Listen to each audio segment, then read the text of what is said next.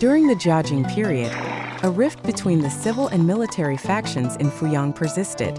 To resolve this, the government funded the construction of the Two Saints Temple to worship Confucius and Guan Yu. As the temple neared completion, a dispute arose over the couplet in the main hall. The civil faction argued that Confucius should be placed first, citing his revered status, while the military faction insisted on Guan Yu's precedence, emphasizing his prestige. Despite numerous drafts and fierce arguments, they failed to reach a conclusion and ultimately brought the matter to the county government. The Fuyang County magistrate found himself in a difficult position, realizing that mishandling the situation could derail the plan to use the Two Saints Temple as a symbol of unity. Fortunately, his staff member Master Tian suggested asking Su Wenchang of Shanin Shaoxing, a renowned scholar and calligrapher in Jiangnan, to write the couplet. Tian believed that Su's reputation would win over both the civil and military factions. The magistrate, relieved by this solution, eagerly instructed Master Tian to compose a letter and send it with a messenger to invite Su Wenchang. The next day, the county magistrate gathered representatives from both the civil and military factions to explain his decision to ask Su Wenchang to write the couplet. Both sides readily agreed. The civil faction believed Su, a disciple of Confucius, would surely favor them, while the military faction trusted that Su's sense of justice and his understanding of warfare would ensure the military side was honored equally. Thus, each side sent a representative, and on an auspicious day, they embarked on an official ship, accompanied by music and fanfare, sailing to Hangzhou in grand style. It was late autumn in Jiangnan, and the golden breeze brought a chill, while the red maple leaves blazed like fire. The boat entered the Fuyang River, its sails billowing as it sailed upstream.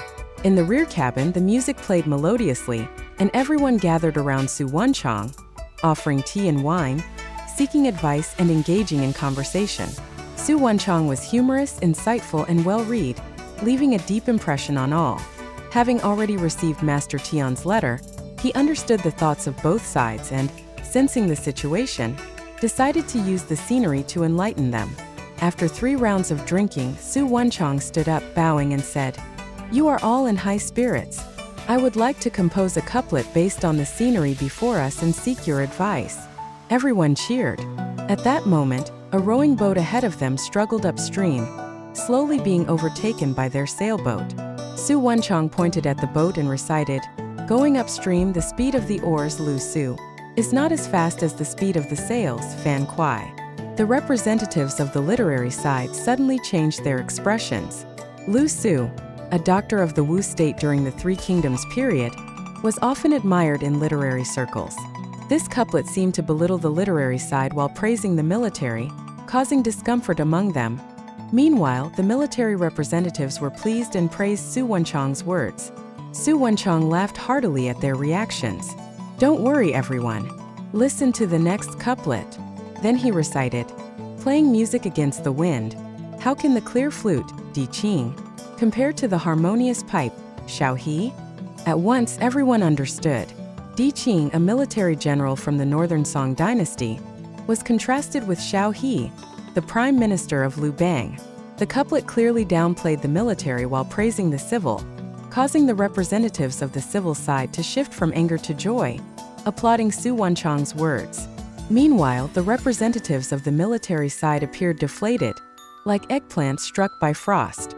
Seeing the fluctuating emotions of the group, Su Wenchang took the opportunity to speak. "The oars and the sails have their own strengths, and only by complementing each other can they break through the waves and move forward. The sound of the flute is clear and sharp, while the sound of the xiao is harmonious and distant. Only when the sounds are played in harmony can they create a pleasant melody. The ways of civil and martial arts are the same, they alternate between tension and relaxation, all stemming from the same principle. I hope you will reflect on this." Upon hearing his words, Everyone was struck with admiration and shame. They appreciated Su Wenchang's profound insight. When the boat arrived in Fuyang, the news quickly spread, and people began to gather. The flower hall in the backyard of the Two Saints Temple was packed, and the craftsmen who had been waiting for hours to write the couplets were ready. After bathing and changing into fresh clothes, Su Wenchang approached the desk, picked up his brush and dipped it in ink. The room fell silent, and hundreds of eyes watched as he began to write. With a flourish he wrote, "Confucius and Guan, the two masters, their saintly virtues and prestige will be passed down through the ages." They wrote the Spring and Autumn Annals, and read the Spring and Autumn Annals. With a copy of the Spring and Autumn Annals, the temple will burn incense for 1,000 years. As soon as the couplet was revealed, the entire room erupted in applause. Both the civil and military officials had hoped Su Wenchang would favor one side over the other and bring glory to their respective factions, but he had treated both equally. Both sides praised him, and both were pleased. Master Tian bowed and smiled, saying, "Now that the Japanese invasion along the coast is rampant, civil officials and military generals must unite to resist foreign enemies. If it weren't for you, it would have been impossible to sing the reconciliation of the general and the prime minister." Upon hearing this, everyone burst into hearty laughter. Su Wenchang's wisdom lay in not directly judging the superiority of civil and military officials, but using metaphors like oar and sail, flute and pipe, to vividly illustrate their relationship. He cleverly resolved the contradiction, helping both sides realize that civil and military officials have their own strengths and complement each other. This allowed the couplets in the Two Saints Temple to be written smoothly. Su understood that although civil and military officials have different roles, they share the same goal: maintaining the stability and prosperity of the country. Only by respecting and cooperating with each other can peace be achieved.